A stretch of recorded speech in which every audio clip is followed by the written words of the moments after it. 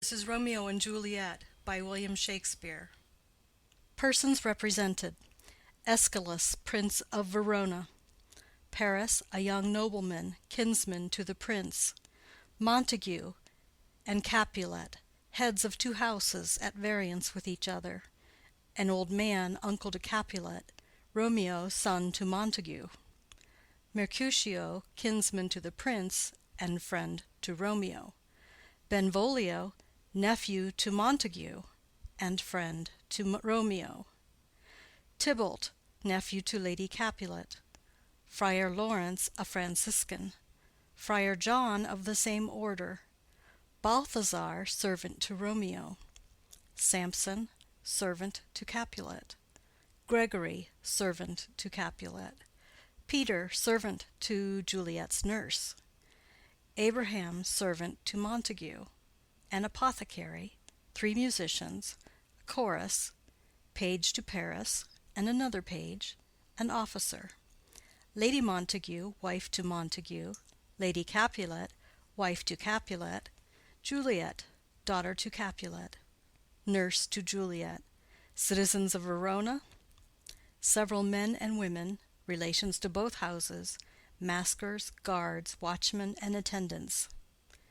Scene, during the greater part of the play, in Verona, once in the fifth act at Mantua. The Prologue. Enter Chorus. Chorus. Two households, both alike in dignity, in fair Verona, where we lay our scene, from ancient grudge break to new mutiny, where civil blood makes civil hands unclean.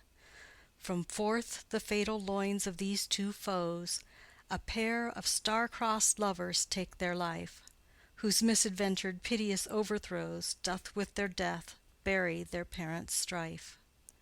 The fearful passage of their death-marked love, and the continuance of their parents' rage, which but their children's end naught could remove, is now the 2 hours' traffic of our stage; the which, if you with patient ears attend, what here shall miss, our toil shall strive to mend. Act I, Scene I. A public place. Enter Samson and Gregory, armed with swords and bucklers.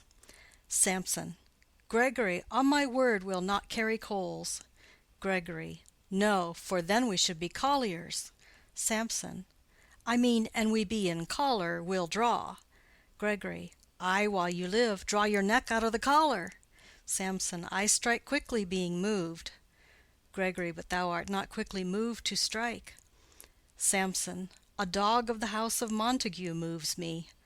Gregory. To move is to stir, and to be valiant is to stand. Therefore, if thou art moved, thou run'st away. Samson. A dog of that house shall move me to stand. I will take the wall of any man or maid of Montague's. Gregory. That shows thee a weak slave, for the weakest goes to the wall. Samson. True, and therefore women, being the weaker vessels, are ever thrust to the wall. Therefore I will push Montague's men from the wall, and thrust his maids to the wall. Gregory. The quarrel is between our masters, and us their men. 'Tis all one, I will show myself a tyrant. When I have fought with the men, I will be cruel with the maids, I will cut off their heads. Gregory. The heads of the maids? Samson. Ay, the heads of the maids, or their maidenheads. Take it in what sense thou wilt. Gregory. They must take it in sense that feel it. Samson. Me they shall feel while I am able to stand, and 'tis known I am a pretty piece of flesh. Gregory. 'Tis well thou art not fish. If thou hadst, thou hadst been poor. John. Draw thy tool, here comes two of the house of Montagues. Samson. My naked weapon is out. Quarrel, I will back thee. Gregory. How? Turn thy back and run? Samson. Fear me not. Gregory. No, marry, I fear thee. Samson. Let us take the law of our sides. Let them begin. Gregory. I will frown as I pass by, and let them take it as they list. Samson. Nay, as they dare. I will bite my thumb at them, which is disgrace to them if they bear it. Enter Abraham and Balthazar. Abraham. Do you bite your thumb at us, sir? Samson. I do bite my thumb, sir. Abraham. Do you bite your thumb at us, sir? Samson. Is the law of our side if I say I? Gregory. No. Samson. No, sir, I do not bite my thumb at you, sir, but I bite my thumb, sir. Gregory. Do you quarrel, sir? Abraham. Quarrel, sir? No, sir. Samson. But if you do, sir, I am for you. I serve as good a man as you. Abraham. No better. Samson. Well, sir. Gregory. Say better. Here comes one of my master's kinsmen. Samson. Yes, better, sir. Abraham. You lie. Samson. Draw, if you be men. Gregory, remember thy swashing blow. They fight. Enter Benvolio. Benvolio. Part, fools! Put up your swords. You know not what you do. Beats down their swords. Enter Tybalt. Tybalt. What art thou drawn among these heartless hinds? Turn thee, Benvolio, look upon thy death. Benvolio. I do but keep the peace. Put up thy sword, or manage it to part these men with me. Tybalt. What, drawn, and talk of peace? I hate the word, as I hate hell, all Montagues, and thee. Have at thee, coward. They fight. Enter several of both houses, who join the fray. Then enter citizens with clubs. One citizen. Clubs, bills, and partisans, strike, beat them down. Down with the Capulets, down with the Montagues. Enter Capulet in his gown, and Lady Capulet. Capulet. What noise is this? Give me my long sword. Ho! Lady Capulet. A crutch, a crutch! Why call you for a sword? Capulet. My sword, I say. Old Montague has come and flourishes his blade in spite of me. Enter Montague and his Lady Montague. Montague. Thou villain Capulet, hold me not. Let me go. Lady Montague. Thou shalt not stir one foot to seek a foe. Enter Prince with attendants. Prince. Rebellious subjects, enemies to peace, profaners of this neighbor-stained steel, will they not hear? What ho, you men, you beasts, that quench the fire of your pernicious rage with purple fountains issuing from your veins? On pain of torture from those bloody hands, throw your mistempered weapons to the ground, and hear the sentence of your moved prince. 3 civil brawls, bred of an airy word, by thee, old Capulet, and Montague, have thrice disturbed the quiet of our streets, and made Verona's ancient citizens cast by their grave beseeming ornaments, to wield old partisans, in hands as old, cankered with peace, to part your cankered hate. If ever you disturb our streets again, your lives shall pay the forfeit of the peace. For this time all the rest depart away. You, Capulet, shall go along with me, and Montague, come you this afternoon, to know our further pleasure in this case, to old Freetown, our common judgment place. Once more, on pain of death, all men depart. Exit Prince and attendants, Capulet, Lady Capulet, Tybalt, citizens, and servants. Montague. Who set this ancient quarrel new abroach? Speak, nephew, were you by when it began? Benvolio. Here were the servants of your adversary and yours, close fighting ere I did approach. I drew to part them. In the instant came the fiery Tybalt with his sword prepared, which as he breathed defiance to my ears, he swung about his head and cut the winds, who, nothing hurt withal, hissed him in scorn. While we were interchanging thrusts and blows, came more and more, and fought on part and part, till the prince came, who parted either part. Lady Montague. Oh, where is Romeo? Saw you him to-day? Right glad I am he was not at this fray. Benvolio. Madam, an hour before the worshipped sun peered forth the golden window of the east, a troubled mind drave me to walk abroad, where, underneath the grove of sycamore, that westward rooteth from the city's side, so early walking did I see your son. Towards him I made, but he was ware of me, and stole into the covert of the wood. I, measuring his affections by my own, that most are busied when they're most alone, pursued my humor, not pursuing his, and gladly shunned who gladly fled from me. Montague. Many a morning hath he there been seen, with tears augmenting the fresh morning's dew, adding to clouds more clouds with his deep sighs, but all so soon as the all-cheering sun should in the farthest east begin to draw the shady curtains from Aurora's bed, away from light steals home my heavy son, and private in his chamber pens himself, shuts up his windows, locks fair daylight out, and makes himself an artificial night. Black and portentous must this humor prove, unless good counsel may the cause remove. Benvolio.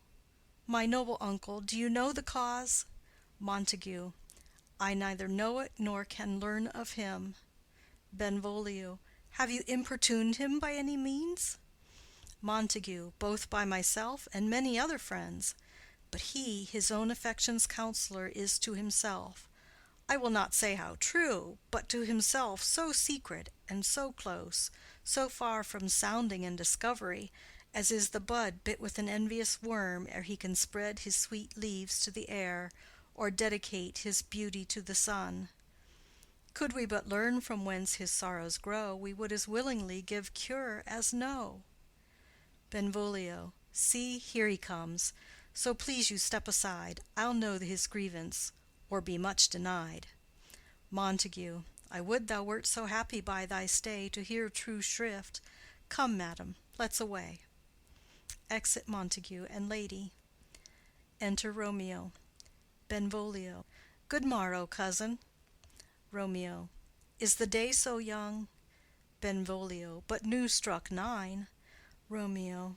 Ay me, sad hours seem long. Was that my father that went hence so fast?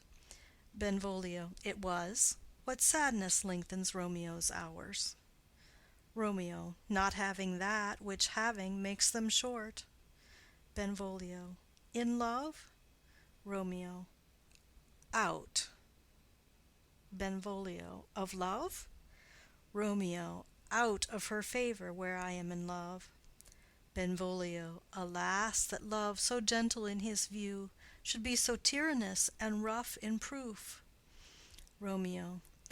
Alas, that love, whose view is muffled still, should without eyes see pathways to his will. Where shall we dine? O me! What fray was here? Yet tell me not, for I have heard it all. Here's much to do with hate, but more with love. Why then, O brawling love, O loving hate, O anything of nothing first create, O heavy lightness, serious vanity, misshapen chaos of well-seeming forms, feather of lead, bright smoke, cold fire, sick health, still waking sleep that is not what it is. This love feel I, that feel no love in this. Dost thou not laugh? Benvolio. No, cause I rather weep. Romeo. Good heart at what? Benvolio. At thy good heart's oppression. Romeo. Why, such is love's transgression. Griefs of mine own lie heavy in my breast, which thou wilt propagate, to have it pressed with more of thine. This love that thou hast shown doth add more grief to too much of mine own. Love is a smoke raised with the fume of sighs, being purged, a fire sparkling in lovers' eyes, being vexed, a sea nourished with lovers' tears. What is it else? A madness most discreet, a choking gall and a preserving sweet. Farewell, my coz. Going. Benvolio. Soft, I will go along, and if you leave me so, you do me wrong. Romeo. Tut, I have lost myself. I am not here. This is not Romeo, he's some other where. Benvolio. Tell me in sadness, who is that you love? Romeo. What, shall I groan and tell thee? Benvolio. Groan, why no, but sadly tell me who. Romeo. Bid a sick man in sadness make his will. Ah, word ill urged to one that is so ill. In sadness, cousin, I do love a woman. Benvolio. I aimed so near when I supposed you loved. Romeo. A right good markman, and she's fair I love. Benvolio. A right fair mark, fair coz, is soonest hit. Romeo. Well, in that hit you miss. She'll not be hit with Cupid's arrow. She hath Dian's wit, and in strong proof of chastity well armed, from love's weak childish bow she lives unharmed. She will not stay the siege of loving terms, nor bide the encounter of assailing eyes, nor ope her lap to saint seducing gold. Oh, she's rich in beauty, only poor that when she dies, with beauty dies her store. Benvolio, then she hath sworn that she will still live chaste? Romeo, she hath, and in that sparing makes huge waste. For beauty, starved with her severity, cuts beauty off from all posterity. She is too fair, too wise, wisely too fair, to merit bliss by making me despair. She hath forsworn to love, and in that vow do I live dead that live to tell it now. Benvolio, be ruled by me. Forget to think of her. Romeo, oh, teach me how I should forget to think. Benvolio, by giving liberty unto thine eyes. Examine other beauties. Romeo, 'tis the way to call hers exquisite in question more. These happy masks that kiss fair ladies' brows, being black, puts us in mind they hide the fair. He that is struck and blind cannot forget the precious treasure of his eyesight lost. Show me a mistress that is passing fair. What doth her beauty serve but as a note where I may read who passed that passing fair? Farewell, thou canst not teach me to forget. Benvolio, I'll pay that doctrine, or else die in debt. Exit. End of Scene 1. Scene 2. A street. Enter Capulet, Paris, and servant. Capulet. But Montague is bound as well as I, in penalty alike, and 'tis not hard, I think, for men so old as we to keep the peace. Paris. Of honorable reckoning are you both, and pity 'tis you lived at odds so long. But now, my lord, what say you to my suit? Capulet. But saying o'er what I have said before. My child is yet a stranger in the world. She hath not seen the change of 14 years. Let 2 more summers wither in their pride, ere we may think her ripe to be a bride. Paris. Younger than she our happy mother's maid. Capulet. And too soon marred are those so early made. The earth hath swallowed all my hopes but she. She is the hopeful lady of my earth. But woo her, gentle Paris, get her heart. My will to her consent is but a part. And she agree, within her scope of choice lies my consent and fair according voice. This night I hold an old accustomed feast, whereto I have invited many a guest, such as I love. And you among the store, one more most welcome makes my number more. At my poor house look to behold this night, earth-treading stars that make dark heaven light. Such comfort as do lusty young men feel, when well-apparelled April on the heel of limping winter treads, even such delight among fresh female buds shall you this night inherit at my house. Hear all see, and like her most whose merit most shall be, which among view of many, mine being one, may stand in number, though in reckoning none. Come, go with me. Go, sirrah, trudge about through fair Verona, find those persons out whose names are written there, gives a paper, and to them say, my house and welcome on their pleasure stay. Exit Capulet and Paris. Servant. Find them out whose names are written here. It is written that the shoemaker should meddle with his yard, and the tailor with his last, the fisher with his pencil, and the painter with his nets. But I am sent to find those persons whose names are here writ, and can never find what names the writing person hath here writ. I must to the learned, in good time. Enter Benvolio and Romeo. Benvolio. Tut, man, one fire burns out another's burning. One pain is lessened by another's anguish. Turn giddy, and be holp by backward turning. One desperate grief cures with another's languish. Take thou some new infection to thy eye, and the rank poison of the old will die. Romeo, your plantain leaf is excellent for that. Benvolio, for what, I pray thee? Romeo, for your broken shin. Benvolio, why, Romeo, art thou mad? Romeo, not mad, but bound more than a madman is, shut up in prison, kept without my food, whipped and tormented in— Good end, good fellow. Servant, God gi' good end. I pray, sir, can you read? Romeo, ay, mine own fortune in my misery. Servant, perhaps you have learned it without book, but I pray, can you read anything you see? Romeo, ay, if I know the letters and the language. Servant, ye say honestly, rest you merry. Romeo, stay, fellow, I can read. Reads. Signor Martino and his wife and daughters, County Anselmo and his beauteous sisters, the lady widow of Vitruvio, Signor Placentio and his lovely nieces, Mercutio and his brother Valentine, mine uncle Capulet, his wife and daughters, my fair niece Rosaline, Livia, Signor Valentio and his cousin Tybalt, Lucio and the lively Helena.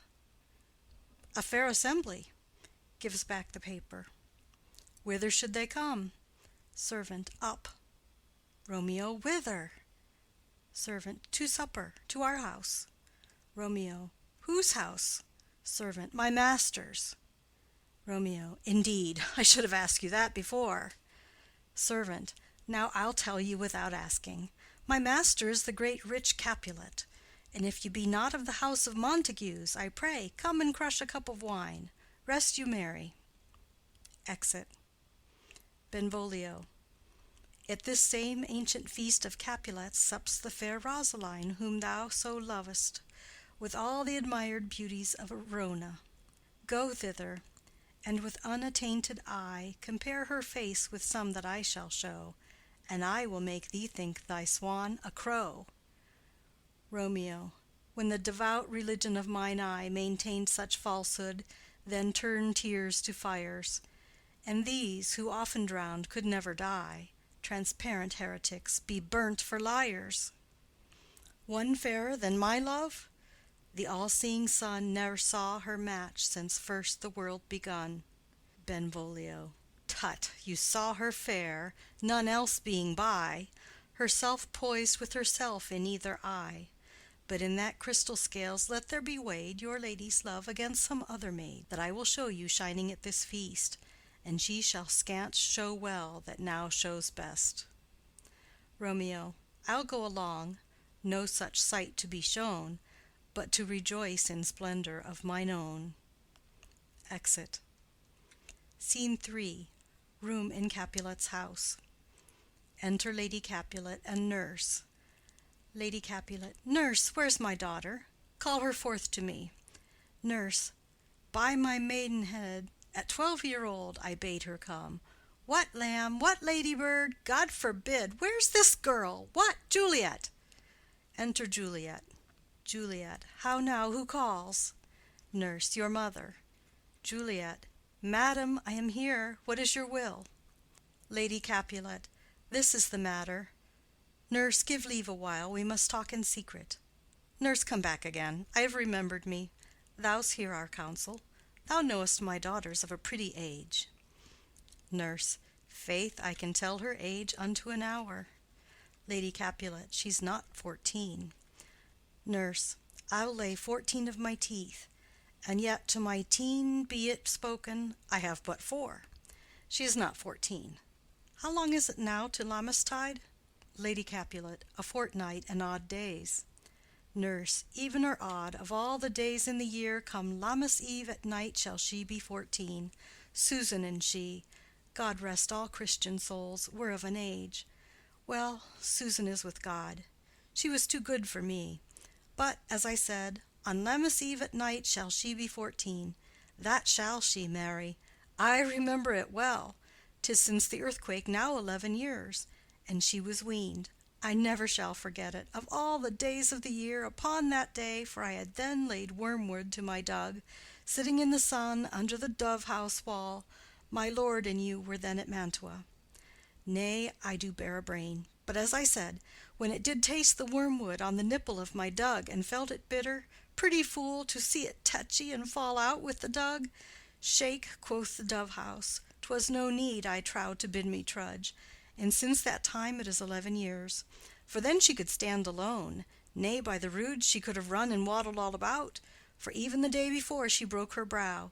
And then my husband, God be with his soul, he was a merry man, took up the child. Yea, quoth he, dost thou fall upon thy face? Thou wilt fall backward when thou hast more wit. Wilt thou not, Jewel? And by my holidame, the pretty wretch left crying, and said, Aye. To see now how a jest shall come about, I warrant, and I should live 1,000 years, and never should forget it. Wilt thou not, Jewel? Quoth he. And pretty fool it stinted, and said, Aye. Lady Capulet. Enough of this. I pray thee hold thy peace. Nurse. Yes, madam. Yet I cannot choose but laugh to think it should leave crying and say aye. And yet I warrant it had upon its brow a bump as big as a young cockerel stone, a parlous knock, and it cried bitterly. Yea, quoth my husband, fall'st upon thy face? Thou wilt fall backward when thou comest to age. Wilt thou not, Jewel? It stinted and said, Aye. Juliet. And stint thou too, I pray thee, nurse, say aye. Nurse. Peace, I have done. God mark thee to his grace. Thou wast the prettiest babe that e'er I nursed, and I might live to see thee married once, I have my wish. Lady Capulet. Marry. That marry is the very theme I came to talk of. Tell me, daughter Juliet, how stands your disposition to be married? Juliet. It is an honor that I dream not of. Nurse. An honor? Were not I thine only nurse, I would say thou hadst sucked wisdom from thy teat. Lady Capulet. Well, think of marriage now. Younger than you, here in Verona, ladies of esteem, are made already mothers. By my count, I was your mother much upon these years that you are now a maid. Thus then, in brief, the valiant Paris seeks you for his love. Nurse. A man, young lady, lady, such a man as all the world. Why, he's a man of wax. Lady Capulet. Verona's summer hath not such a flower. Nurse. Nay, he's a flower, in faith, a very flower. Lady Capulet. What say you? Can you love the gentleman? This night you shall behold him at our feast. Read o'er the volume of young Paris's face, and find delight writ there with beauty's pen. Examine every married lineament, and see how one another lends content. And what obscured in this fair volume lies, find written in the margent of his eyes. This precious book of love, this unbound lover, to beautify him, only lacks a cover. The fish lives in the sea, and 'tis much pride for fair without the fair within to hide. That book in many's eyes doth share the glory that in gold clasped locks in the golden story. So shall you share all that he doth possess, by having him, making yourself no less. Nurse. No less, nay, bigger. Women grow by men. Lady Capulet. Speak briefly. Can you like of Paris's love? Juliet. I'll look to like, if looking liking move, but no more deep will I endart mine eye than your consent gives strength to make it fly. Enter a servant. Servant. Madam, the guests are come, supper served up, you called, my young lady asked for, the nurse cursed in the pantry, and everything in extremity. I must hence to wait. I beseech you, follow straight. Lady Capulet. We follow thee. Exit servant. Juliet, the county stays. Nurse. Go, girl. Seek happy nights to happy days. Exit. Scene 4. A street. Enter Romeo, Mercutio, Benvolio, with 5 or 6 maskers, torch-bearers, and others. Romeo. What, shall this speech be spoke for our excuse, or shall we on without apology? Benvolio. The date is out of such prolixity. We'll have no Cupid hoodwinked with a scarf, bearing a Tartar's painted bow of lath, scaring the ladies like a crow-keeper, nor no without book prologue faintly spoke after the prompter for our entrance. But let them measure us by what they will, and we'll measure them a measure and be gone. Romeo. Give me a torch. I am not for this ambling. Being but heavy, I'll bear the light. Mercutio. Nay, gentle Romeo, we must have you dance. Romeo. Not I, believe me. You have dancing shoes with nimble soles. I have a soul of lead, so stakes me to the ground I cannot move. Mercutio. You are a lover. Borrow Cupid's wings, and soar with them above a common bound. Romeo. I am too sore and pierced with his shaft to soar with his light feathers, and so bound I cannot bound a pitch above dull woe. Under love's heavy burden do I sink. Mercutio. And to sink in it should you burden love, too great oppression for a tender thing. Romeo. Is love a tender thing? It is too rough, too rude, too boisterous, and it pricks like thorn. Mercutio. If love be rough with you, be rough with love. Prick love for pricking, and you beat love down. Give me a case to put my visage in, putting on a mask.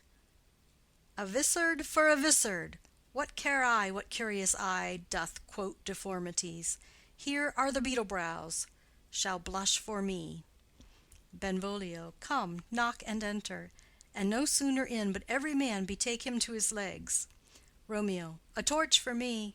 Let wantons light of heart tickle the senseless rushes with their heels, for I am proverbed with the grandsire phase.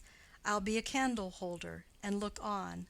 The game was ne'er so fair, and I am done. Mercutio. Tut! Done's the mouse, the constable's own word. If thou art done, we'll draw thee from the mire of this, sir, reverence, love, wherein thou stickest up to the ears. Come, we burn daylight. Ho! Romeo. Nay, that's not so. Mercutio. I mean, sir, in delay we waste our lights in vain, like lamps by day. Take our good meaning, for our judgment sits 5 times in that ere once in our 5 wits. Romeo. And we mean well in going to this mask, but 'tis no wit to go. Mercutio. Why, may one ask? Romeo. I dreamt a dream to-night. Mercutio. So did I. Romeo. Well, what was yours? Mercutio. That dreamers often lie. Romeo. In bed asleep, while they do dream things true. Mercutio. Oh, then, I see Queen Mab hath been with you. She is the fairy's midwife, and she comes in shape no bigger than an agate stone on the forefinger of an alderman, drawn with a team of little atomies athwart men's noses as they lie asleep. Her wagon spokes made of long spinners' legs, the cover of the wings of grasshoppers, the traces of the smallest spider's web, the collars of the moonshine's watery beams, her whip of cricket's bone, the lash of film, her wagoner a small gray-coated gnat, not half so big as a round little worm pricked from the lazy finger of a maid. Her chariot is an empty hazelnut, made by the joiner squirrel or old grub, time out of mind to the fairies' coachmakers. And in this state she gallops night by night through lovers' brains, and then they dream of love. Or courtiers' knees that dream on courtesies straight, or lawyers' fingers who straight dream on fees, or ladies' lips who straight on kisses dream, which oft the angry Mab with blisters plagues, because their breaths with sweetmeats tainted are. Sometimes she gallops o'er a courtier's nose, and then dreams he of smelling out a suit. And sometimes comes she with a tithe-pig's tail, tickling a parson's nose as he lies asleep. Then dreams he of another benefice.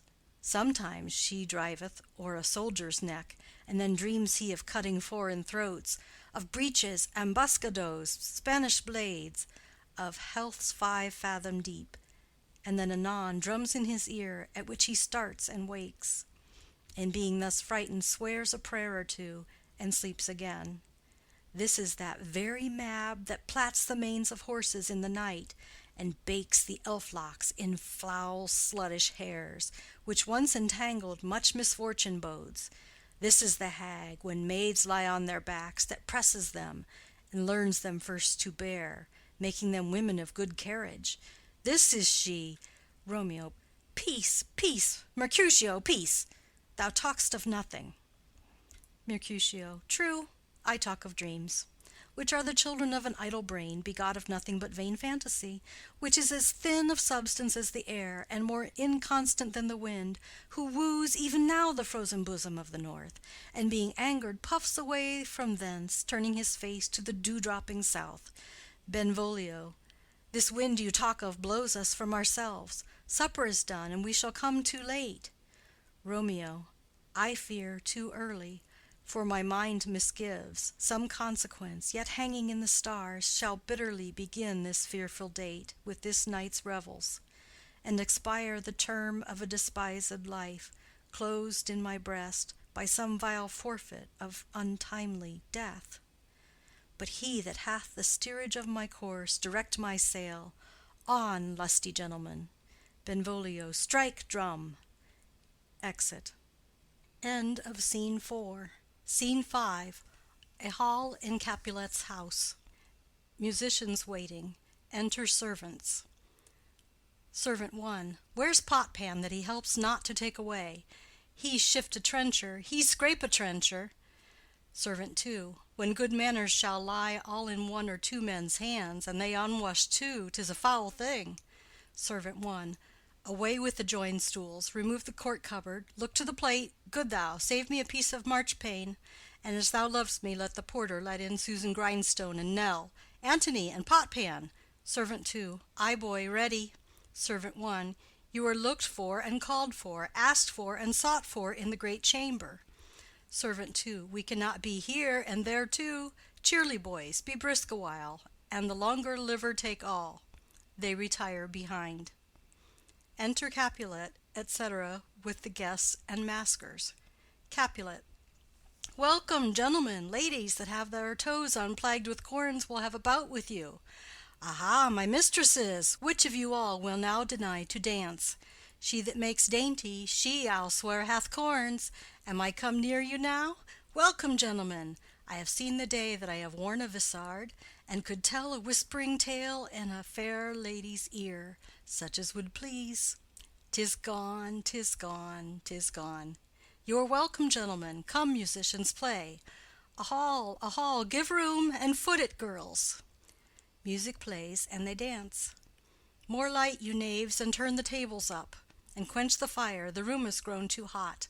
Ah, sirrah, this unlooked-for sport comes well. Nay, sit, good cousin Capulet, for you and I are past our dancing days.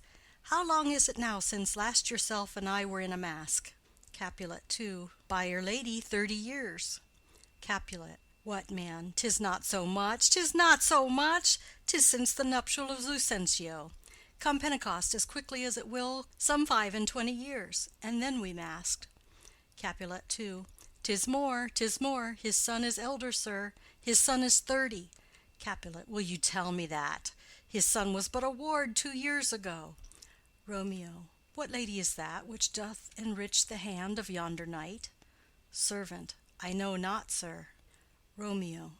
Oh, she doth teach the torches to burn bright. It seems she hangs upon the cheek of night like a rich jewel in an Ethiop's ear. Beauty too rich for use, for earth too dear.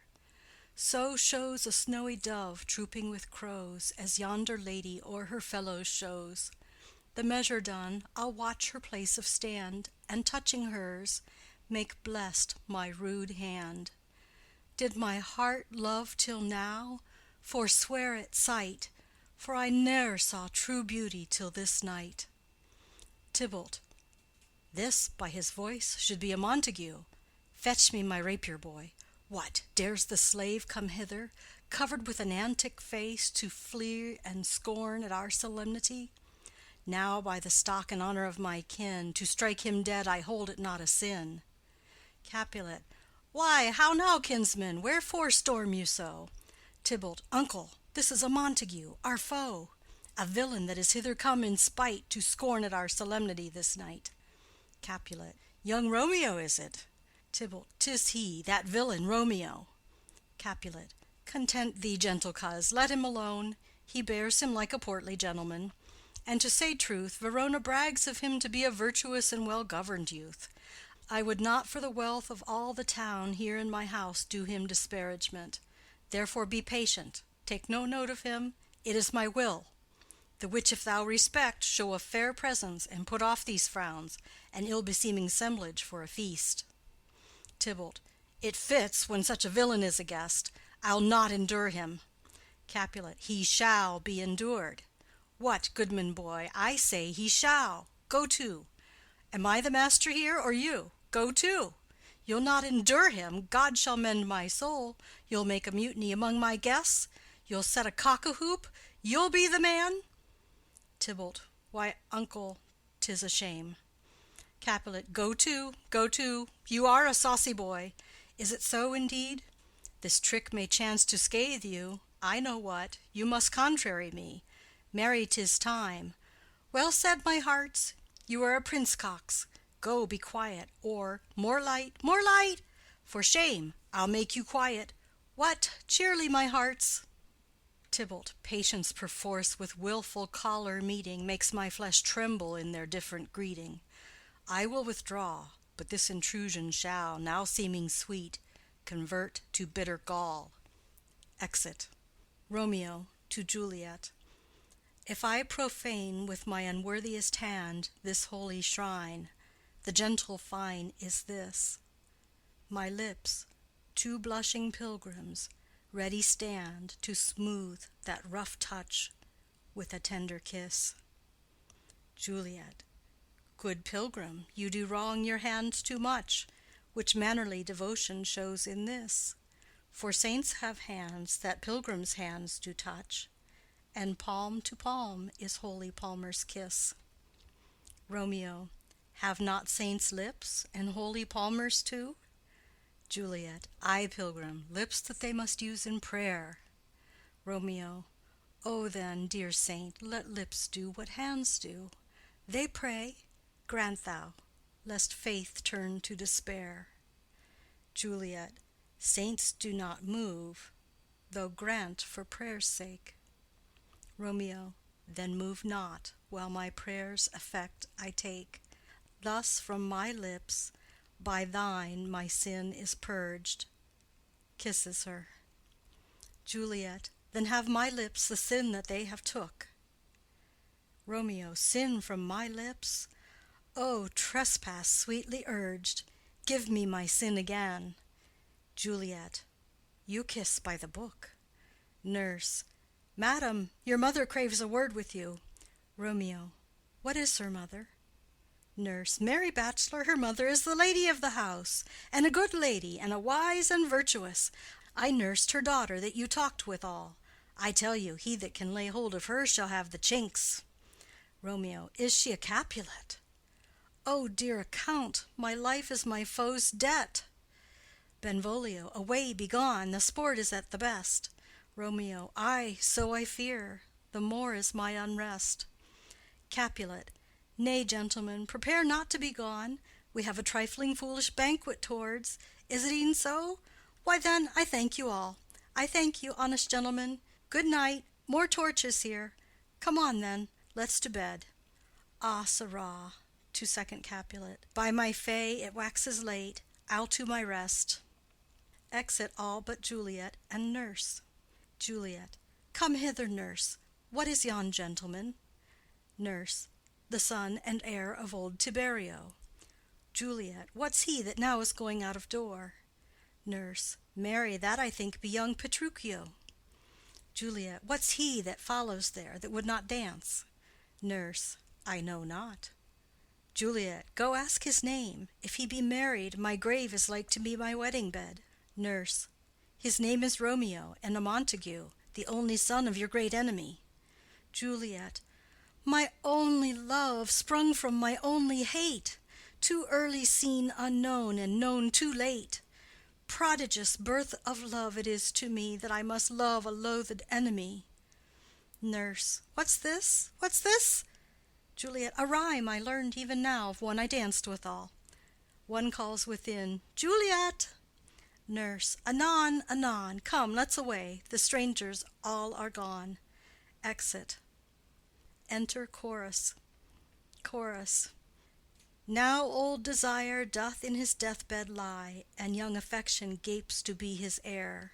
That fair for which love groaned for and would die, with tender Juliet matched, is now not fair.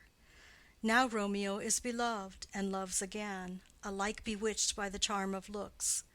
But to his foe supposed he must complain, and she steal love's sweet bait from fearful hooks. Being held a foe, he may not have access to breathe such vows as lovers used to swear. And she as much in love, her means much less to meet her new beloved anywhere. But passion lends them power, time means to meet, tempering extremities with extreme sweet. Exit. End of Scene 5. End of Act 1.